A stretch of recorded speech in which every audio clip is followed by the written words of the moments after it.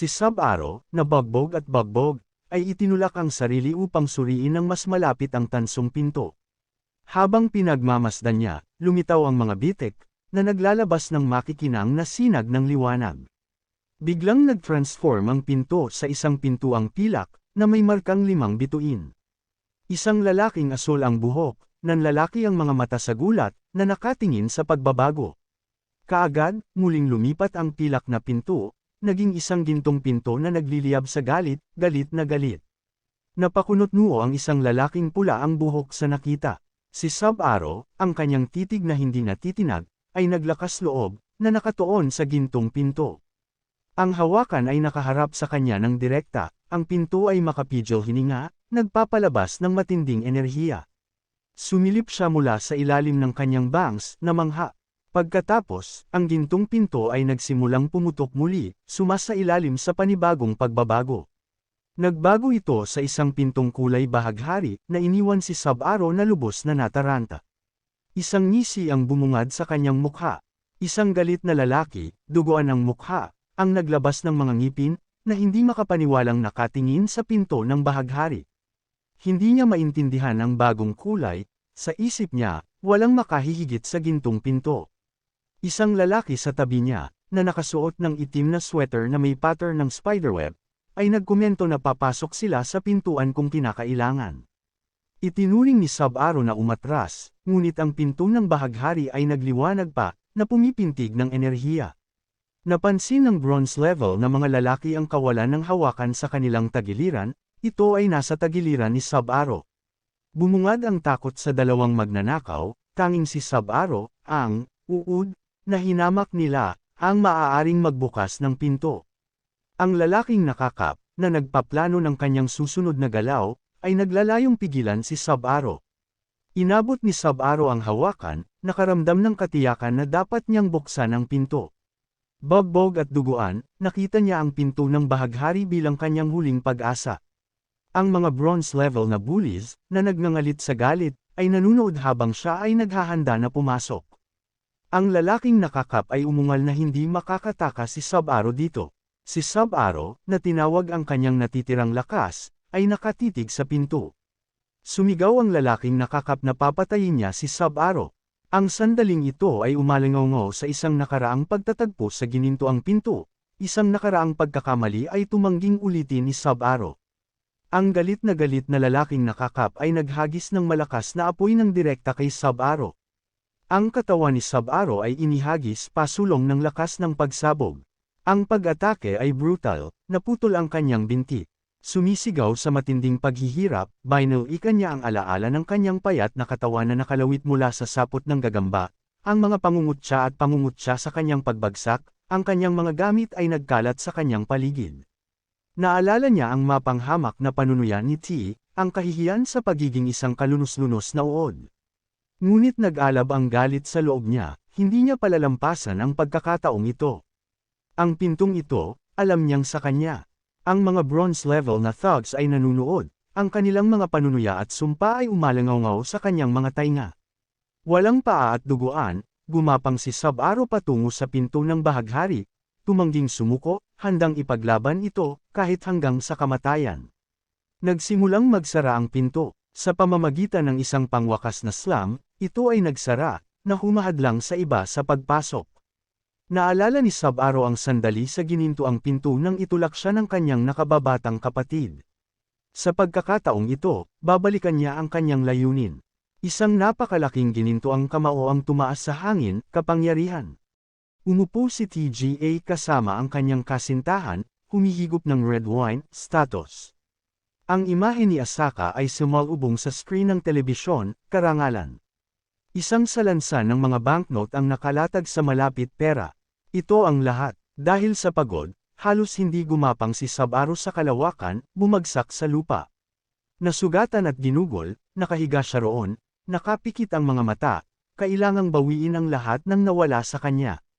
Sa itaas niya, isang asul na hugis parihaba na bintana ang kumikinang sa loob ng kulay-kulay na bahaghari na espasyo, may lumabas na notification, "Welcome, AR Sub-Aro." Si Sub-Aro ay nanatiling hindi gumagalaw, ang kanyang ulo ay nakapatong sa kanyang nasugatang braso.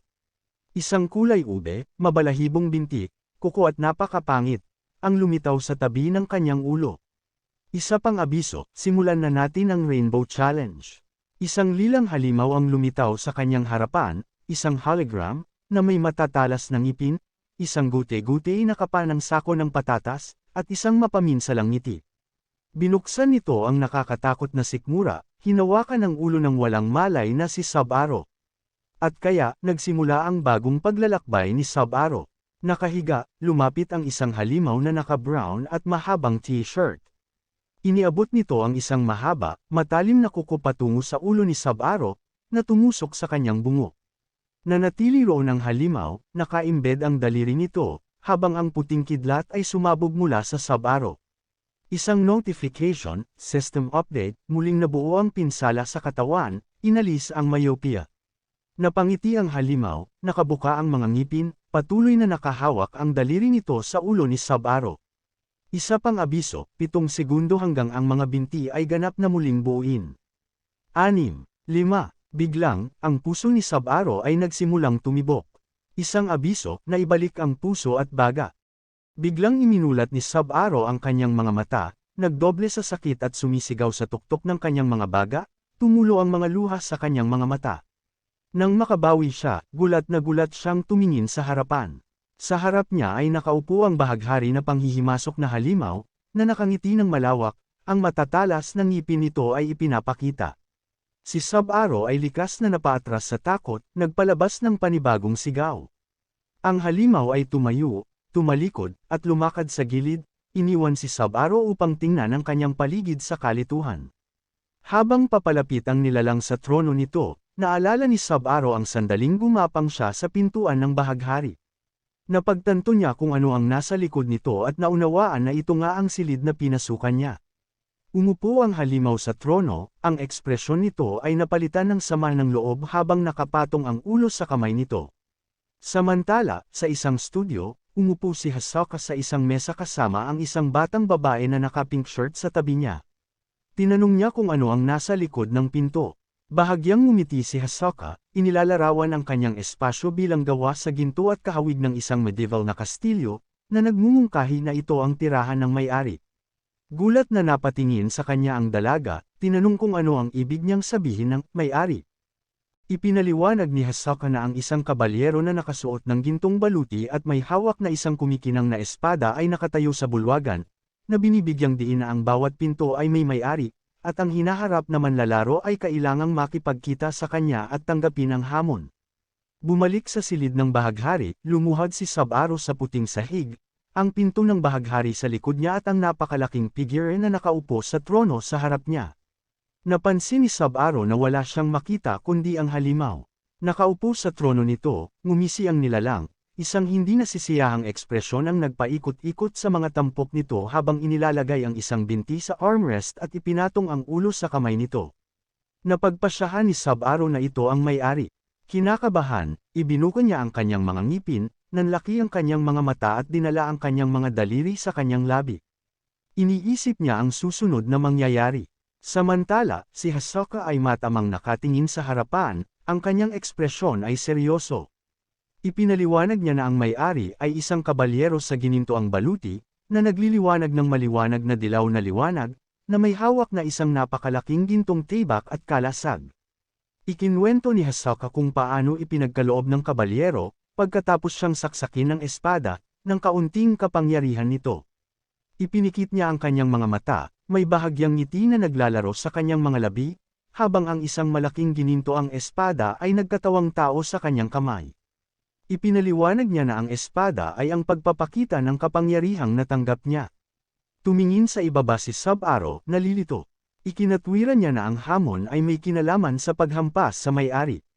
Nalilito, tinitigan niya ang halimaw, na pagpasyahan na dapat niya itong tamaan. Nakaluhod sa puting sahig sa walang katapusang kawalan, nakaharap sa nakaluklok na halimaw, mamulong si Sub-Zero na kailangan niyang tamaan ang nilalang. Malakas na bamantong hininga ang halimaw, halata ang sama ng loob nito. Isang nakakatakot na ngiti ang ibinigay ni Sub-Zero, ang kanyang tingin ay nakatuon sa halimaw, habang nakaharap ito sa kanya. Hindi inaasahan ni Sub-Zero na magsasalita ang halimaw, kitang-kita ang kanyang takot at gulat. Hindi niya maintindihan kung paano ito nakakapagsalita. Napakamot ng ulo ang halimaw gamit ang isang clawed finger, pagkatapos ay tinanong si Sub-Aro kung gaano katagal niya balak maupo doon, sarkastikong sinabi na dapat gumaling ang kanyang katawan at tila nasaroon din siya ng utak.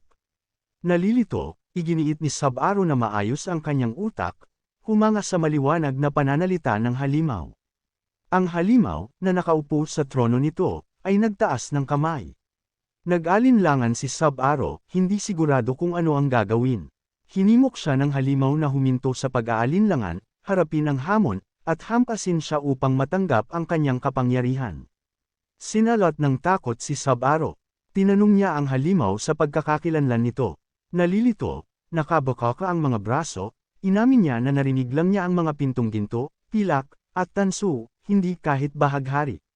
Inilabas ng halimaw ang mga ngipin nito, sinisigawan si Sub-Aro. Sa isang malakas na suntok, iwinagayway nito ang kanyang kamay, isang kislap ng enerhiya na humihiwa sa hangin sa tabi niya. Napaluhod si Sub-Aro, tinakpan ang kanyang ulo ng yumanig ang isang napakalaking pagsabog sa espasyo, na pinupuno ito ng usok at alikabok. Takot, nanlaki ang mga mata, hinanda niya ang sarili sa gitna ng umiikot na usok, sa pag-aakalang hindi siya masasaktan ng halimaw. Tinapik ng halimaw ang mga daliri nito sa armrest ng trono. Ang galit ng halimaw ay sumiklab, nakasandal kay Sub-Aro, ang mga kamay ay nakapatong sa mga braso ng trono. Hiniling nito kay Sub-Aro na gumawa ng isang bagay, gustong tapusin ito at matulog. Nakatagilid ang buhok ni Sub-Aro habang pinaikit ang kanyang mga mata, nakalabas ang kanyang mga ngipin sa tahimik na pagsigaw. Siya ay nanginginig ng hindi mapigilan, ang kanyang mga binti ay tumangging makipagtulungan, at siya ay nanatiling nakaluhod. Paliwanag niya, hindi siya makatayo dahil nanginginig ang kanyang mga paa. Lumapit ang halimaw, nagulat sa tugon nito. Hinawakan nito ang ulo ni Sub-Aro, bahagyang ikiling. Nalilito, kinwestiyon nito kung bakit napili ang Sub-Aro sa lahat ng tao, na naghihinuha na walang dapat gawin tungkol dito. Sa dismayadong pag-ungol, ikinumpas nito ang palad pababa. Isang pulang sandata ang lumitaw sa harap ni Sub-Aro, kaya napaatras siya sa takot. Tumangala siya, gulat nang makita ang maraming pulang sandata na umaaligid sa itaas niya. Inabutan siya ng gulat, at napasigaw siya. Ang halimaw, hindi nasisiyahan, ay naglabas ng mga ngipin. Ang iba't ibang mga armas ay nakaimbed sa sahig sa paligid niya, nakapalibot kay Sub-Aro, na nakahawak sa kanyang ulo. Itinuro ng halimaw ang isang sandata, ang kamay nito ay kumikinang na may aura ng bahaghari. Sinabi nito kay Sub-Aro na gamitin ito, kung siya ay nabigo, dapat siyang maghanap ng ibang lugar at umalis sa pamamagitan ng pinto ng bahaghari, na bahagyang kumikinang sa likuran niya. Si Sub-Aro ay nanatiling nakayuko sa sahig, ang kanyang ulo sa kanyang mga kamay. Bahagyang nakaawang ang bibig ni Sub-Aro, ang kanyang mga mata ay dilat. Naisipan niyang hampasin ang halimaw. Ipinakita ng halimaw ang kanyang mga ngipin, naka-cross legs, isang maliwanag na aura ng bahaghari na nagmumula dito. Nangingilid ang mga luha sa mga mata ni Sub-Aro habang nakatingin sa pintuan, nananabik sa dati niyang buhay. Napatitig siya sa pinto ng bahaghari, pagkatapos ay dahan-dahang bumangon, nanginginig pa rin ang mga paa. Nag-shuffle siya patungo sa pinto. Napangiti ang halimaw, inilabas ang mga ngipin at hinahaplos ang baba. Naabot ni Sub-Aro ang pinto, lumuhad sa harap nito, hinawakan ang hawakan. Seryoso? Tanong ng halimaw. Napuno ng takot ang mukha ni Sub-Aro habang nakatitig sa pinto. Itinuro ng halimaw na kung ayaw niya ng kapangyarihan ay hindi niya bubuksan ang pinto. Alam ni Sub-Aro na tama ang halimaw, ngunit kinain siya ng takot. Isang takot na alam niyang walang sinumang may kapangyarihan ang makakaunawa. Hinawakan niya ng mahigpit ang door handle. Ang halimaw, na hindi nasisiyahan, ay naglabas ng mga ngipin, nagkomento sa kanyang kalunos-lunos na pagpapakita. Si Sub-Aro ay nanatiling nakakapit sa hawakan, naparalisa dahil sa pag-aalinlangan. Naalala niya ang pagtrato niya na parang uod. Si TGA, na nakatingin sa tabi ng may habag, ang kanyang mata na kumikinang na dilaw, ay bumaling kay Sub-Aro, tinawag siyang uod.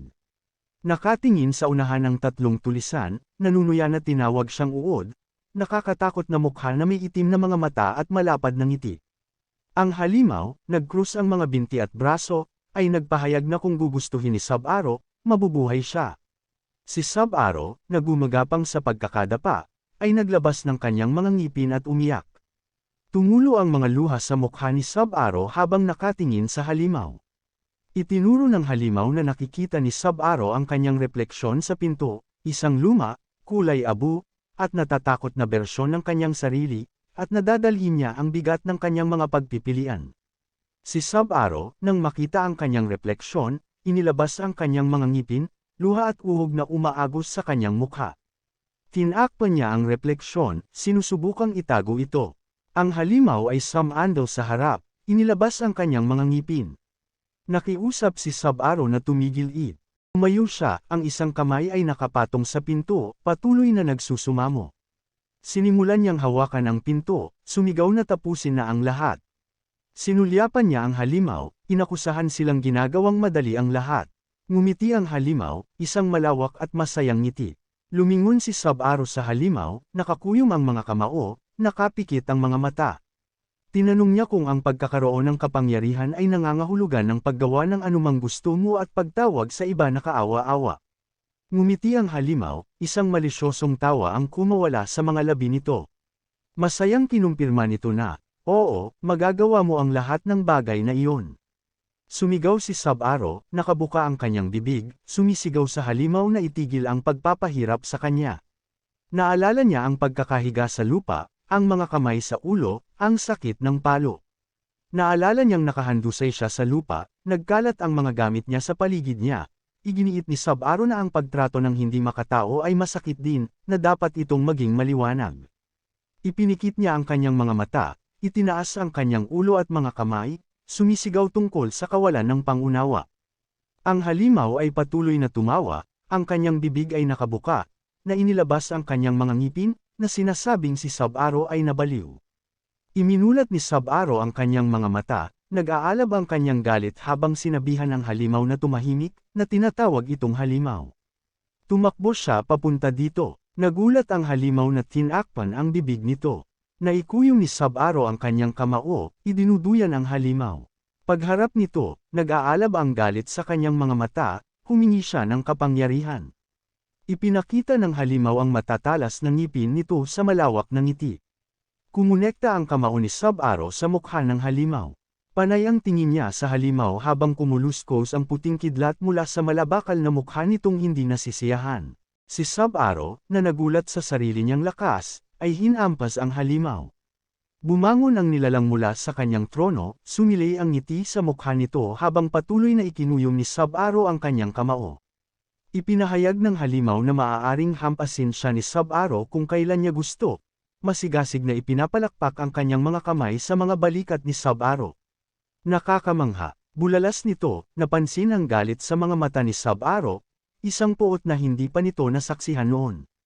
Inilagay ang isang kamay sa balikat ni Sub-Aro, idineklara ng halimaw na perpektong akma si Sub-Aro. Pagkatapos ay hinawakan nito si Sub-Aro, bumaon ang mga ngipin nito sa kanyang balikat, na nagdulot ng masakit na panginginig at dilat na sigaw mula kay Sub-Aro. Pulang kidlat ang bumalot sa mukha ni Sub-Aro habang ang isang pulang aura ay nagmula sa mga ngipin ng halimaw. Nabalot ng takot si Sub-Aro, nagtaka siya kung bakit hindi siya pinatay ng halimaw. Sa isang biglaang pagkilos ng pagsuwi, at pinalakas ng maliwanag na hangarin ng halimaw na ipagpatuloy ang pag-atake nito, ibinaon ni Sub-Aro ang kanyang sariling mga ngipin sa balikat ng halimaw, na naglalayong agawin ang kapangyarihan para sa kanyang sarili. Ang hindi inaasahang pag-atake ay nagulat sa halimaw. Nanatili silang nakakulong, nakadikit ang mga ngipin sa balikat ng isa't isa, isang maliwanag na liwanag ng bahaghari na nagmumula sa kanila habang si Sub-Aro ay nababalot ng kidlat ng bahaghari. Sa wakas, inilibot ni Sub-Aro ang kanyang mga mata, humiwalay sa kanyang sarili, at umatras mula sa nagulat na halimaw, nang hindi inaasahang umangkin ng kakaibang tagumpay. Ang halimaw, na nakangiti ng malawak kay Sub-Aro, ay nanood habang lumitaw ang isang notification ng system na kumpirma ang pagkumpleto ng tawag. Si Sub-Aro ay nakahiga na walang malay, nakanganga ang bibig, namumungay ang mga mata, ang bahaghari na kidlat ay dumadagandong sa paligid niya. Ang isa pang abiso ay nag-flash, pagpapanumbalik ng katawan ng manlalaro. Ang halimaw, na may bahagyang ngiti na naglalaro sa mga labi nito, ay nagpahayag, magkikita tayong muli, Sub-Aro, habang ang walang malay na kabataan ay patuloy na nagliliwanag ng bahaghari na kidlat. Ang halimaw, na udyok ng patuloy na pananahimik ni Sub-Aro, ay nagtanong, sino ka? Sa malawak ng ngiti, inihayag ng halimaw ang pangalan nito, Vanquish. Nakaunat ang mga braso, kumikinang sa liwanag ng bahaghari, ipinahayag ni Vanquish, Sub-Aro, ang galing mo. Isang masayang tawa ang sumabog bago dahan-daw ang natunaw si Vanquish sa manipis na hangin, na nagkalat ng alabok ng bahaghari. Tanging isang clawed na kamay lamang ang nananatiling nakikita bago tuluyang nawala. May lumabas na system notification, kumpleto na ang tawag. Si Sub-Aro ay naging player. Tentative level, 1, Vampire True Ancestor. Tinanggap ang kakayahan ni Vanquish. Super Sub-Aro. Bumukas ang mga mata ni Sub-Aro, bakas sa mukha niya ang pagod. Inulit niya ang pangalan, Vanquish. Isa pang serye ng mga notification ang sumunod, pagkuha ng kasanayan, pagmamanipula ng dugo, antas 1. Rainbow Skill Bonus. Pagbili ng mga karagdagang bonus, mga hakbang bago ang mata, antas 1. Pagkapuot sa liwanag, antas 1. Pag-agaw ng dugo, antas 1. Ang mga mata ni Sub-Aro ay kumikinang sa liwanag ng bahaghari nang lumabas ang huling abiso, ang Empty World of Challenge ay hindi na umiral. Nakahiga sa lupa, tumangala si Sub-Aro sa nalilitong pagkalito, lubos na nawala sa biglaan, hindi maipaliwanag na mga pangyayari. Isang pangwakas at agarang abiso ang lumitaw, manlalaro, umalis sa silid sa loob ng 30 segundo. Isang napakalaking crack spiderweb sa buong lupa. Si Sub-Aro, na nakahandusay pa rin, ay nagmasid sa katakutan habang ang ibabaw sa ilalim niya ay lumala, ang lugar sa likod ng pinto ng bahaghari ay halos naglaho. Hindi makagalaw, walang magawa siyang pinagmamasdan habang ang pinto mismo ay nagsimulang gumuho at mahulog sa nakanganga na kawalan. Inabot niya ang isang kamay, isang walang kwentang kilos laban sa sumasalakay na kadiliman. Bumigay ang lupa sa ilalim niya, ibinagsak si Sub-Aro sa isang itim na kailaliman, isang mahina, malayong liwanag ang tanging indikasyon ng anumang bagay sa kabila ng walang katapusang kahungkagan at kadiliman. Ang pinto ng bahaghari ay nabasag sa mga pira-piraso. Dalawang batang lalaki, na mga tagamasid sa eksenang ito, ay nanunood sa nakatulala na katahimikan habang ang pinto ay nagkawatak-watek. Ito ay bumagsak, sabi ng batang lalaki sa kap, ang kanyang boses ay malungkot. Napabuntong hininga ang asul na buhok na lalaki sa tabi niya, halata ang pagkagulat niya. Namumuo ang galit sa ilalim ng kanilang pagkagulat. Kung ang pinto ay nawala ng ganoon, ang asul na buhok na batang lalaki ay nagpahayag, Sub-Aro ay nabigo ang tawag, siya ay patay na. Ang batang lalaki sa kap ay gritted kanyang ngipin, ang kanyang mukha ay isang maskara ng pagkabigo. Ang pinakamasamang posibleng kahihinatnan, bulong niya, hawak ang ulo sa kawalan ng pag-asa habang ang asul na buhok na batang lalaki ay tumingin sa malayo, ang kanyang mga balikat ay bumagsak. Pagkatapos, isang kolektibong hingal. Mula sa lumiliit na espasyo ng bahaghari, lumipad palabas si Sub-Aro, umiikot ang mga bahaghari sa paligid niya, nanlalaki ang mga mata sa pagkabigla. Nagkatitigan ang dalawang lalaki, nakanganga ang mga bibig, lubos na natulala sa hindi inaasahang muling pagsulpot ni Sub-Aro. Kitang-kita ang kanilang pagkagulat. Ang batang lalaki na nakakap ay inilabas ang kanyang mga ngipin, isang simongot ang nakaukit sa kanyang mukha. Si Sub-Aro, na nakapatong sa lupa, ay inihagis ang kanyang mga braso sa gilid, isang bahagyang ngiti ang naglalaro sa kanyang mga labi habang patuloy na sumasayaw ang mga bahaghari sa paligid niya. Siya ay isang manlalaro ngayon, anunsyo ng isa sa mga lalaki, na nagpapatunay sa bagong katayuan ni Sub-Aro. Nagkasalubong ang mga tingin ni Sub-Aro, ang kanyang mga mata ay kumikinang sa liwanag ng bahaghari. Ang dalawang iba pang mga lalaki, ang kanilang mga mukha ay nagliliyab sa galit, ay sumigaw ng kanyang pangalan. Ang ikatlong batang lalaki, ang kanyang itim na buhok ay gulo-gulo, lumuhod. May pagtataka sa kanyang mukha habang tinanong ng isa sa mga bully kung naging player na rin ba siya. Ibinaba niya ang kanyang tingin, tila nalulula. Si Sub-Aro, sinusubukan pa ring i-proseso ang lahat, ay tumayo sa harap ng dalawang armadong lalaki, inilagay ang isang kamay sa kanyang dibdib. Naalala niya ang kapangyarihang ipinagkaloob sa kanya ni Vanquish. Biglang may espadang sumilay sa kanyang mga mata. Ang pulang buhok na batang lalaki ay lumundag, ang kanyang sandata ay nakatutok sa puso ni Sub-Aro. Kusang tumugon si Sub-Aro, na halos umiwas sa suntok. Ang maton, nakatatak ang mga ngipin, nagngangalit, ang kanyang galit ay halata. Nagtanggol si Sub-Aro ng kanyang mga kamay habang pinipigilan ng pulang buhok na batang lalaki ang kanyang pag-atake. Tumigil ka. Nagmamakaawa si Sub-Aro, ngunit ngini siya ng maton, "Shut up! How dare you enter that door?" Bumalatay ang takot sa mga mata ni Sub-Aro. Akala niya para sa kanya ang pinto. Ngunit hindi may kakaila ang pagkamuhi ng batang pulang buhok. Umindayog muli ang espada, "Dapat kang mamatay." Angal ng maton. Natigilan si Sub-Aro, nanlalaki ang maitim niyang mga mata sa takot. Pagkatapos, isang pagbabago. Nagsimulang kuminang ang kanyang mga iris sa lahat ng kulay ng bahaghari. Pinagmasdan niya ang pag-atake ng maton sa mabagal na paggalaw, ang espada ay lumabo na kahit papaano ay dumaan ng hindi nakakapinsala sa tabi ng kanyang ulo. Ang kanyang kalaban ay malayong mas mabilis kaysa sa isang normal na tao, ngunit nakita ni Sub-Aro ang bawat paggalaw ng maaga, ang bawat ugoy ng espada ay malinaw na tinukoy. Siya ay mahinahon na umiiwas sa bawat pag-atake. Ang kidlat mabilis na mga hampas ng bully ay naging predictable. Isang batang lalaki na may kulay abong buhok at bangs na nakatikip ang isang mata, nakaawang ang bibig. Anong nangyayari? Hindi makapaniwalang bulalas niya. Ang pulang buhok na bully, nagmumura sa ilalim ng kanyang hininga, ay muling sumalakay, ang kanyang tingin ay nakatuon sa walang emosyong mukha ni Sub-Aro. Pagkatapos, ang itim na buhok na batang lalaki ay namagitan, hinawakan ang braso ng maton, na itinigil ang pag-atake. Si Sub-Aro, na direktang nakatingin sa kanyang umaatake, ay nagtanong, "Tumigil ka." Ang maton, ang kanyang mukha ay nabaluktot sa galit, tumingin sa Sub-Aro.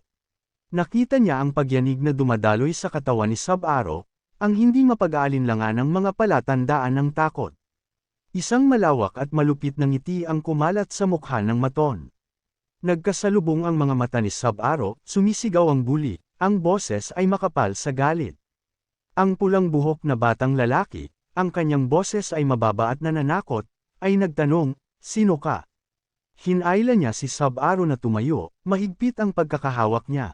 Si Sub-Aro, na dilat sa takot, ay umuutol na humingi ng tawad, humihingi ng tawad. Sa isang mabilis, brutal na galaw, sinipa ng maton si Sub-Aro ng malakas sa tiyan. Itinaas niya ang kanyang kamao, handang hampasin muli, sumisigaw, "Mahina ka." Ang kanyang mga salita ay may bahid ng paghamak, ang kanyang mga ngipin ay nagngangalit sa isang pagungol, ang itim na buhok na batang lalaki ay tumabi sa huling sandali, ang kamao ng maton ay kumukonekta sa dingding sa halip na kay Sub-Aro. Isang flash ng orange light ang sumabay sa impact. Ang maton, galit na galit, ay lumingon sa batang lalaki na sinubukang tumakas, at hinampas siya sa mukha. Si Sub-Aro, nakahawak sa sariling mukha, ay sumigaw sa sakit. Bumaba ang tingin niya, lubos na namangha nang makitang hindi nasaktan ang kanyang sarili. Nanlaki ang kanyang mga mata nang lumitaw ang system window sa kanyang harapan, na nagpapakita ng dalawang bar, HP at MP. May lumabas na notification sa system, ang tagapagpahiwatig ng HP ay kumakatawan sa sigla. Kasalukuyan, 155-173. Nakatitig siya, natulala, sa asul na holographic display. Nagpatuloy ang system, kung ang indicator ay umabot sa 0, hindi ka makakalaban. Iwasan ang pagkuha ng pinsala. Gabay ng manlalaro. Pagtataka niya, muli niyang tiningnan ang kanyang HP at MP. Pagkatapos, isang pagbabago. Ang isang mapa ng lugar ay lumitaw sa sulok ng kanyang paningin, mga arrow na nagpapahiwatig ng distansya sa iba, mga numero na lumulutang sa itaas ng mga ulo ng mga maton. Isang manlalaro lang ang nakakakita nito, napagtanto niya. Bumaba ang kanyang tingin sa mapang asor na pulang buhok, nakakuyom ang kanyang mga kamao, dumampi sa kanyang nasugatan na pisngi. Ngumiti si Sub-Aro, naiintindihan na niya ngayon kung bakit hindi nasaktan ang suntok. Siya ay tunay na isang manlalaro. Ang red-haired bully, singkit ang mga mata, ay hindi makapaniwala na walang epekto ang pag-atake. Lumingon siya sa kasama, na hindi makapaniwalang nakaturo kay Sub-Aro. Nakikita rin niya ang menu, sabi ni Sorry, inaaway niya ito. Natigilan ang batang may buhok na kulay abo, nakaunat ang daliri, bago siya pinatahimik ni Sorry. The bully recalled their morning mockery of the web-bound boy, sneering, inihi niya ang kanyang pantalon kaninang umaga. Walang nagbago, si Sorry, na pinapagana ang kanyang kakayahan, Red Rose, ay umungal, isang bowl ang apoy na namumuo sa kanyang palad. Inilunsad niya ito sa Sub-Aro na may matalim na indayog. Umama ang bowl ang apoy patungo sa kanya. Isang kasanayang pang-aapi, na pagtanto ni Sub-Aro, habang pinapanood ang papalapit na apoy. Nanood si Sorry, inaabangan ang katapusan. Isang nakakabulag na pagsabog ang sumabog, na nagpapaliwanag sa lugar sa pamamagitan ng liwanag ng bowl ang apoy.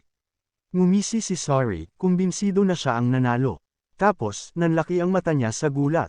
Napuno ng maasang usok ang hangin. Nakatayo sa gitna nito, nakadikit ang mga ngipin, si Sub-Aro. Itinaas niya ang kanyang mga kamay bilang pagtatanggol, tinakpan ang kanyang katawan. Kinaikit niya ang kanyang mga mata, pinunasan ang mga gasgas sa kanyang mukha. Masakit ito, naisip niya, tiyak na mamamatay ako dito. Tumingin siya sa kanyang HP bar, na ngayon ay 121. Napansin ni Sub-Aro ang makabuluhang pagbaba sa kanyang HP, na pagtantong hindi na niya makayanan ang marami pang pag-atake. Si Sorry, na ibinaba ang kanyang mga kamay, ay nakatitig sa nakatulala na katahimikan, ang kanyang mga ngipin ay nag-igting. Hindi ito dapat mangyari, naisip niya. Dapat ay pinawi na siya ng kanyang Red Rose. Napasulyap siya sa kasamang hinihimas ang kanyang mga pasa na nakatikip pa rin ang mga mata. Kung kaya niyang tiisin yun, ano ang damage level niya? Nagtaka si Sorry. Napatingin ang batang may kulay abo sa kanyang kaibigan, tinawag ang kanyang pangalan. Hindi ba tayo dapat umalis? Mungkahi niya, dumaan siya sa kakaibang pinto na iyon. Baka mas malakas siya kaysa sa atin. Nag-igting ang mga ngipin ni Sorry, namumuo ang mga ugat sa kanyang noo. He cursed his friend, gamitin mo utak mo. Pinandilatan ng pulang buhok na bully si Sub-Aro, na patuloy na hinihimas ang kanyang mga gasgas. Ngayon na ang pagkakataon natin, sigaw ni Sorry. Kung tumaas ang level niya, tapos na tayo. Nagliliyab ang galit sa kanyang mga mata, itinaas ni Sorry ang kanyang espada. Kailangan natin siyang pigilan. Ang unang araw niya bilang manlalaro ang huli niya. Pinanood ni Sub-Aro si Sorry na nakikipag-usap sa kanyang kasama, naramdaman ang kanilang pagpaplano. Kinapa niya ang kanyang ulo, sumulyap sa gilid, isinasaalang-alang ang pagtakas. May chance pa ako, naisip niya. Pagkatapos, may mga maitim na lubod na bumaril patungo sa kanya. Nagulat si Sub-Aro habang tinatali siya ng maitim na mga lubod, na nagpasikip sa kanyang katawan. Nag-flashback ang mga pangyayari sa umaga, ang parehong mga thread, ang parehong pagbubuklod. Nakasandal, ang abuhing mapang api ay humipo sa lupa, na pinaandar ang kanyang kakayahan. Nagsilabasan ang mga sinulid ng asyan mula sa kanyang mga daliri.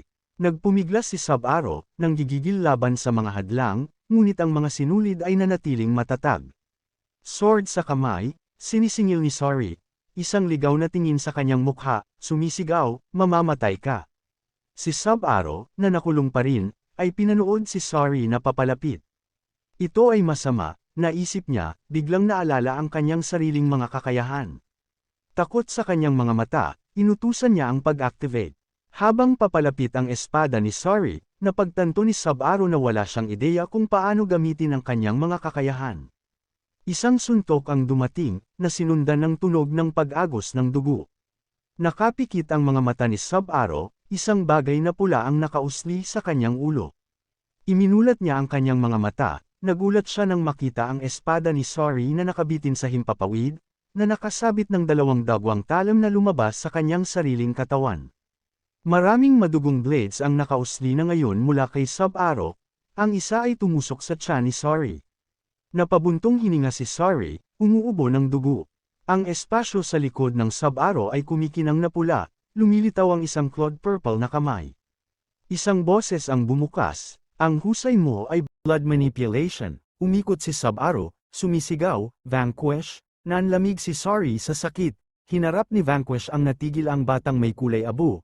Ang gulo mo, hayaan mong ipakita ko sa iyo kung paano gamitin ang iyong kakayahan. Tiningnan ni Sub-Aro ang takip ni Sorry, na nakasampa sa isa sa mga blades, kinokontrol ng blood manipulation ang iyong kondisyon sa loob ng 10 segundo.